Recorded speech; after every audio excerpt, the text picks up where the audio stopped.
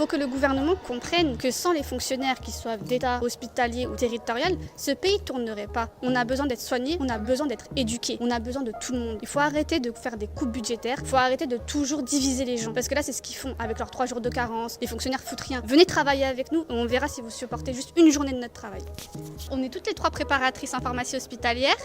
Moi, je suis aussi secrétaire de la section Sud Santé à Beaujon. Alors, la grève, on a des négociations avec la direction qui ne donnent rien du tout. Tous les jours, en fait, on a des patients qui sont inquiets, qui nous demandent qu'est-ce qui se passe. Donc, on leur dit qu'on veut des bras et des lits, mais que rien n'avance. On est dans le flou. Ce matin, il y a eu une machine qui s'appelle isolateur, qui sert à faire les préparations de chimiothérapie.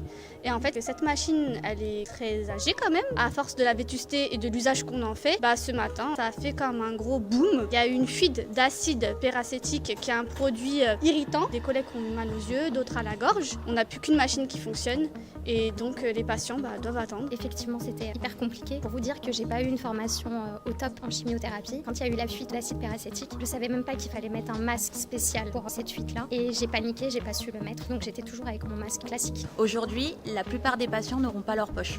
Parce qu'avec l'incident qu'il y a eu, c'est pas possible, on peut pas. Et moi, je suis là depuis novembre 2015. Donc j'ai vu les conditions de travail se détériorer. Au début, tout était beau, il y avait du personnel et d'année en année, c'est catastrophique. Et on a des intérimaires parce qu'on a fait grève il y a 1 an, mais là, ça recommence. C'est de pire en pire. Les intérimaires, c'est pas comme nous. Nous, on a une formation hospitalière qui fait qu'on a une qualité dans notre travail qui est différente.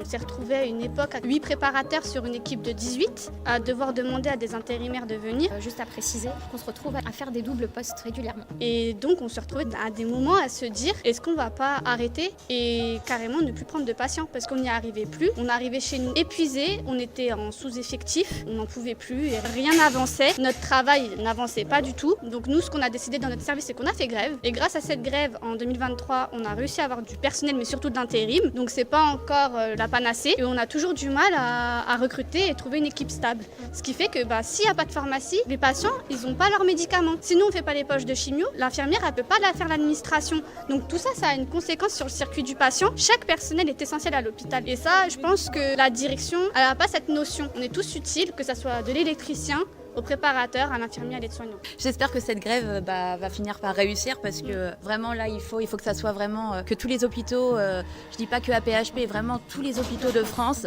se mettent vraiment en révolution pour que puisse au gouvernement que ça bouge et voilà parce que là, ça devient catastrophique.